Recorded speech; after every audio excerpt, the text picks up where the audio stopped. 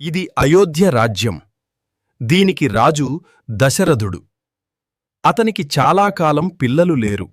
యజ్ఞం చేసిన తర్వాత దశరథుడికి 4 కుమారుడు పుట్టారు. రాముడు, లక్ష్మణుడు, భరతుడు, శత్రుఘ్నుడు. వారిని రాముడు పెద్దవాడు. చిన్నప్పటినుంచే ధైర్యం, నిజాయితీ, ధర్మం అతని లక్షణాలు.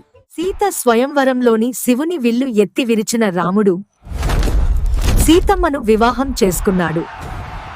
దశరథుడు ఒకసారి కైకేయికి 2 వరాలిచ్చాడు. ఆమె ఇప్పుడు అడిగింది, నా కుమారుడు భరతుణ్ణి రాజుగా చెయ్యాలి, రాముడిని 14 సంవత్సరాలు అడవికి పంపాలి అని. తండ్రి మాటను గౌరవిస్తూ రాముడు ఒక్క మాట కూడా ఎదిరించకుండా అడవికి వెళ్లాలని నిర్ణయించుకున్నాడు.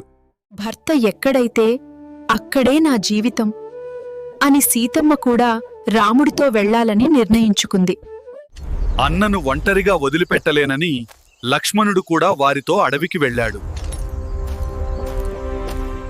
ఇలా రాముడు, సీతమ్మ, లక్ష్మణుడు 14 సంవత్సరాల వనవాసానికి అడవిలోకి ప్రవేశించారు.